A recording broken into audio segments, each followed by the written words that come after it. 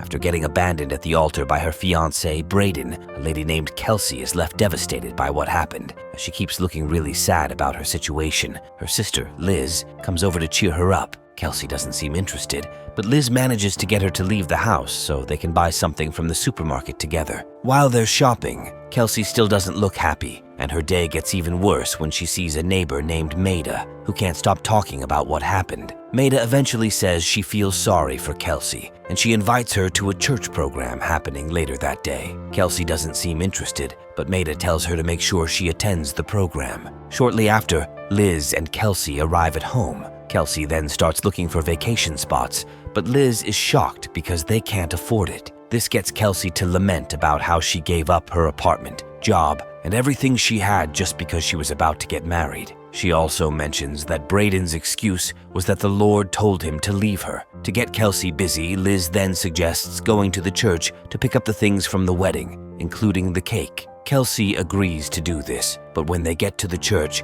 she remembers what happened and becomes sad again. Liz then advises her to attend the program Maida talked about, but Kelsey says she'll wait in the car. Much later, while Kelsey is in the car, she sees Maida coming towards her. Because Maida will complain and force her to join the program, Kelsey immediately returns to the church. She initially pretends to be inside to get her cake, but after seeing Maida, she heads to the chapel for the program and sits beside Liz. After the service, Maida asks the preachers to advise young people in the church who are struggling with disappointment. Kelsey realizes that the question is for her, and she looks disappointed that Maida can't let her forget what happened, even though the preacher says he doesn't have a formula for dealing with disappointment and understanding the will of God. He says the best thing to do is to take a leap of faith. Kelsey seems really touched by this, and she eventually speaks to the preacher before going home. Much later, when she joins Liz on their way home, Kelsey mentions that the preacher offered her a teaching job in Taiwan. Liz doesn't look happy about this,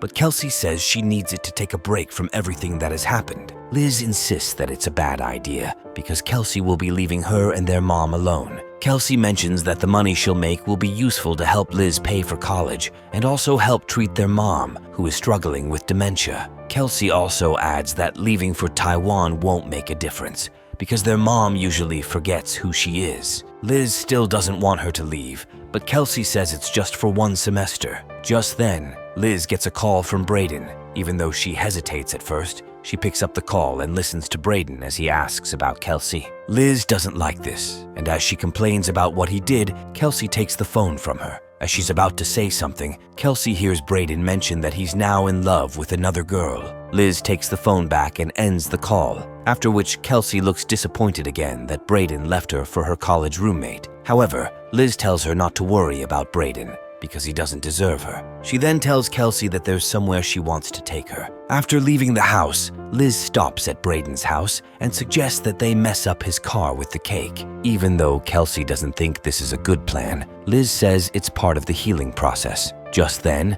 they both step out of the car and start throwing the cake at Braden's car. The next day, Liz takes Kelsey to the airport as she prepares to embark on her journey to Taiwan. Liz still doesn't approve of the trip, but she agrees that her sister needs some time off from everything that has happened to her. After they hug each other, Kelsey gets out of the car and catches her plane to Taiwan. A while later, she arrives at her destination. She then starts looking for the school she's going to be teaching. She eventually locates it, and after entering the premises, she finds the principal, Ming. The principal is very happy to see her, and he says she was highly recommended for the role of English teacher at the school. He then shows her the teaching schedule and other things she needs to know about the school. He also informs her that if she needs anything, she can reach out to the homeroom teacher, Horace. Not long after, Ming takes her to the class she'll be teaching. After introducing her to the students, he then leaves her to take her first class. Kelsey immediately starts getting familiar with the students, who look excited to see their new English teacher. They tell her that she looks like a movie star,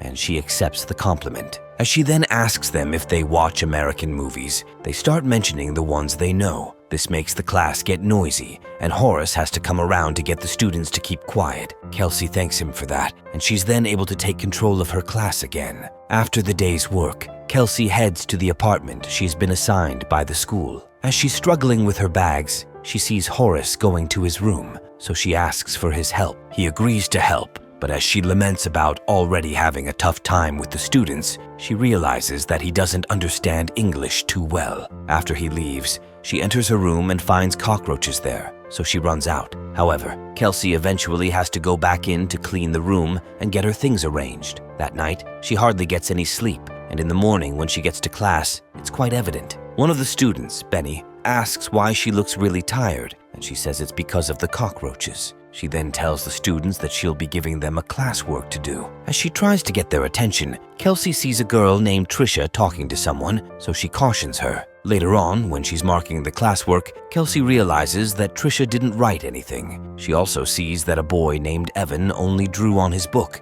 As she keeps grading the classwork, she watches Horace as he seems to relate so well with the students. The next day, she gives another classwork to the students, and just as she asks them to start, Trisha complains that she's bored. Kelsey then tells her that she's only bored because she's not trying to do something in class. After class that day, the students have to submit their books, and as they do that, Kelsey sees that Trisha didn't do her work, and all she wrote on her book was that she hates English. Later that day, Kelsey meets with Horace to ask where she can get access to a Wi-Fi connection. He doesn't know how to respond to this, so he has to use a translation app to tell her to stay near the window. She thanks him for this, and when she gets home, she finally gets to call Liz. The two sisters then catch up on what's happening in their lives. The next day in class, Trisha continues to be stubborn, so Kelsey sends her out of the class. However, Ming tells her that Trisha has to be in class, and that Kelsey needs to find a way to make the girl understand the importance of being serious in English classes. Before he walks away, he tells Kelsey that she can learn a few things from Horace when she's free. Kelsey then watches as Horace scolds Trisha gently. The next day, Kelsey heads to town to get a bike even though she doesn't know how to ride it. She pushes it back to the school, and as she gets there, she asks Horace what he thinks. He says the bike is good, and as he continues what he's doing, she says she has a question for him. She asks him how he got so good with the students, and he tells her it takes time. He then offers to teach her how to ride her bike. She agrees to this, and after a while, she starts riding it all by herself.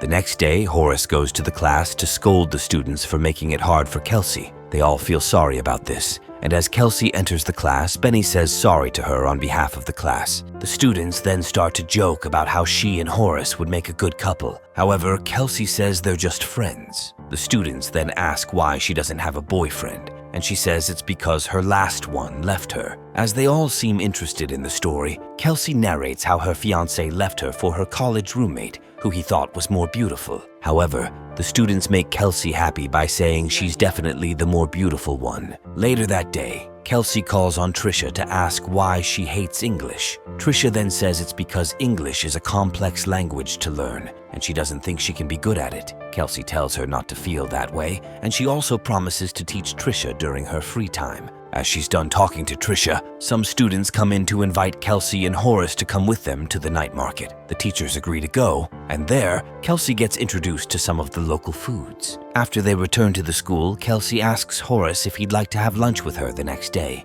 and he agrees. The following day, they both eat at a local restaurant, and while they're at it, Kelsey asks why Horace doesn't speak English well. He then tells Kelsey to teach him, and she agrees to do that as long as he teaches her Chinese. In the coming days, Horace and Kelsey start to get closer. Kelsey also gets to relate with the students much better than when she first arrived there. After school one day, Kelsey tells Horace to show her around the city, and he agrees. They spend some time looking around the beautiful parts of the city, and after a while, they sit to talk. Kelsey asks Horace about his plans for the future, and he says his future is with the school because they're the only family he has since he lost his parents. Kelsey also talks about her plans, and she mentions that she's leaving the city in a week because her arrangement with the school was for only one semester. They both don't look happy about this, but when they get back to the school, they shake hands and head separate ways. The next day in class, the students beg Kelsey to wait beyond her last week with them, but she says she has to go home to her mom and sister. She then tells them to write whatever they want for Christmas. When they all submit, Evan's submission shows that he wants his parents to love him, and this leaves Kelsey shocked. As she feels sorry for him, an earthquake occurs, and everyone in the school has to leave the building. When the tremor stops, Trisha asks if Kelsey will have to wait with them, and she says she will. Days later, Kelsey then helps the students prepare for a Christmas carol. She also improves her relationship with the students, who now seem fond of her. One day, while talking to a student named Rachel, Kelsey talks about Liz and her mom. When Kelsey then asks about Rachel's family, she says her mother is dead. Despite this, Rachel says she doesn't feel too bad about it because she knows her mom is in a better place. Kelsey then mentions that her mom is also sick and she's scared. However, Rachel tells her not to be worried. Days later, while in class, Evan is summoned to the principal's office, and as he leaves, Kelsey follows him to see what's happening. As she gets to the office, she watches as Evan's parents shout at him for always drawing and not improving his English. Shortly after, they take the boy out of the school, and as Kelsey asks Horace what's going on, he says that Evan's parents are taking him away from the school because he's not improving. Kelsey then says it's her fault that Evan draws a lot because she gives him the freedom to express his creativity. She runs out to stop Evan's parents and tell them that she's responsible for Evan's focus on drawing. However, they don't seem to care about this, and they still take Evan out of the school. As Kelsey looks disappointed, Horace then takes a walk with her. Kelsey says she doesn't understand why some parents have to be wicked to their children. She also mentions that the kids deserve to be loved just like everyone. As Horace agrees with her, she adds that she also wants to be loved, but she's too scared because she thinks if she falls in love again, it might end up like the last time. After hearing this, Horace tells her that she doesn't need to be scared. The next day, Kelsey then helps the students come up with a new, fun way to act in a Christmas drama they're planning. On the day of the presentation, Kelsey calls Liz to tell her what her students are about to do, but her sister ends the call abruptly, saying she can't talk much because she's doing something. Kelsey then heads to the school hall to watch the brilliant performance of her students. They all look happy about this. But after the event, Horace walks out. Kelsey follows him, and as she asks what's wrong, he says the drama made him remember his family. He then narrates how an earthquake wiped out his entire family just after leaving town to get a ring for his wedding. Kelsey feels sorry for him, and she asks how he felt. He says he was really angry and that he wasn't himself for a while. He then tells Kelsey that she needs to allow herself to also feel things. Just as they keep talking, Ming shows up and tells Kelsey that Liz wants to talk to her about an emergency situation. As Kelsey answers the phone, she then realizes that her mom's situation has gotten worse. She feels really sad about this, and after saying her goodbyes, Kelsey leaves the city and returns home. When she returns to the United States, Kelsey immediately goes to see her mother to spend some time with her. Following this, she also goes to meet Liz, and after a while, their mom is pronounced dead. On the day of her funeral,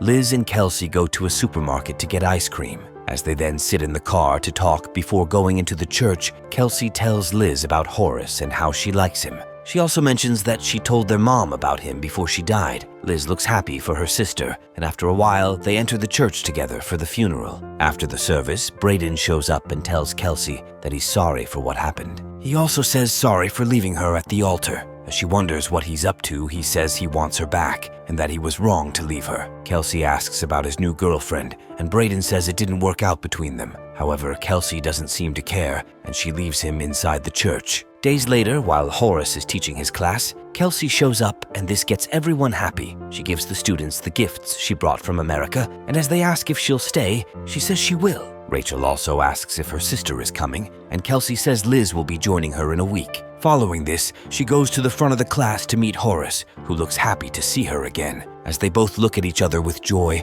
the students start cheering for them to kiss. However, they only shake hands and smile at each other.